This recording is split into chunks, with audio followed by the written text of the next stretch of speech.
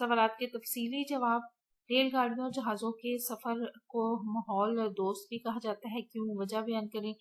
रेलगाड़ियों और जहाज़ के सफ़र को माहौल दोस्त इसलिए कहा जाता है क्योंकि ये दोनों चीज़ें फ़ज़ाई आलूदगी का सबब नहीं बनती, क्योंकि वो लोग जो जहाज़ों और रेलगाड़ियों में सफ़र करते हैं, अगर वो तमाम लोग अपनी अपनी गाड़ियों में सफ़र करने को तरजीह देने लगे तो ऐसे में गाड़ियों की तादाद में इजाफा होगा। गाड़ियों के इंजन से निकलने वाला धुआं माहौल में आलूदगी फैलाने का सबब बनेगा। लिहाजा माहौल को साफ सुथरा आलूदगी से पाक रखने के लिए रेलगाड़ियों जहाज में सफ़र करने को ही तरजीह देनी चाहिए। इस तरह माहौल भी साफ सुथरा रहेगा, फ़ज़ाई आलूदगी में भी कमी वाक़या होगी। अगला सवाल है, मज़ाक के हवाले से इस नज़म की खूबियाँ अपने अल्फाज में बयान कीजिए। इस नज़म में रेलवे स्टेशन पर पेश आने वाले हालात और वाक़यात को बड़ी खूबसूरती के साथ मज़ाही अंदाज में बयान किया गया है। अल्फाज का चुनाव मौका महल की मुनासबत से किया गया है। असलूब बयान में रवानी है।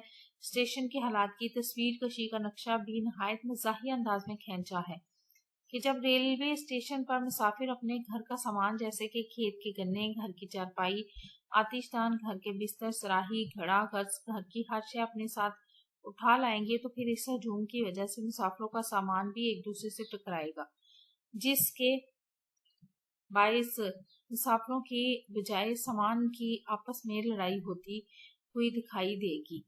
ऐसे में अगर गलती से किसी का सामान टूट जाए तो लड़ाई झगड़े के इम्कानात बढ़ जाते हैं। अगर किसी ने सखर उतरना हो तो हजूम के बायस वो शख्स आसमान तक जा पहुंचेगा। नज़म में एक जगह गैर मामूली तंजिया झलक भी दिखाई दी गई है, जहां हमारी कौम की गुर्बत का जिक्र किया गया है कि कहने को हमारी कौम गुर्बत की चक्की में पिस रही है, लेकिन स्टेशन पर मुसाफिरों का सामान देखकर ये तासुर हमें दिखाई नहीं देता। आगे है, आपको ये नज़म कैसी लगी? क्या इसका हकीकी ज़िंदगी से कोई ताल्लुक है? मुझे ये नज़म बहुत अच्छी लगी। जी हाँ, इसका हकीकी ज़िंदगी से बहुत गहरा ताल्लुक है। ये नज़म हकीकत पर मबनी है, जिसे ज़ाहिर अंदाज में बयान किया गया है। आगे है, नज़म का मरकज़ी ख्याल तहरीर करें।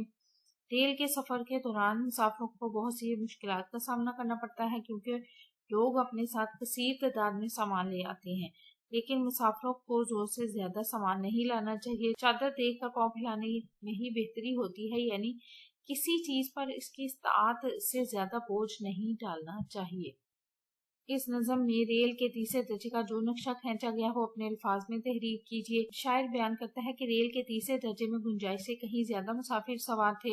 मुसाफिर रेल के डिब्बे में खेत के गन्ने, चारपाई, आतिशदान तक उठा लाए। रेल के डब्बे में हर तरफ सामान ही सामान नजर आ रहा था। रेल के डब्बे में इतना रश था कि जिस शख्स ने सखर उतरना था वो रश के बायस आसमान जाकर उतरेगा। मुसाफिरों की आपस में लड़ाई नहीं हुई, मगर सामान की वजह से आपस में लड़ाई हो गई।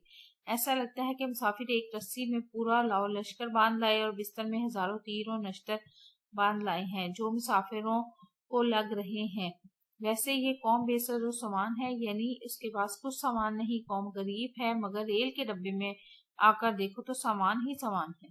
वीडियो कैसी लगी? चैनल जरूर सब्सक्राइब करें, वीडियोस को लाइक और शेयर कीजिए, कमेंट करके बताएं मजीद कौन सी वीडियोस देखना चाहते हैं। अपना और अपनी प्यारों पर रखिए ढेर सारा ख्याल। अल्लाह हाफिज।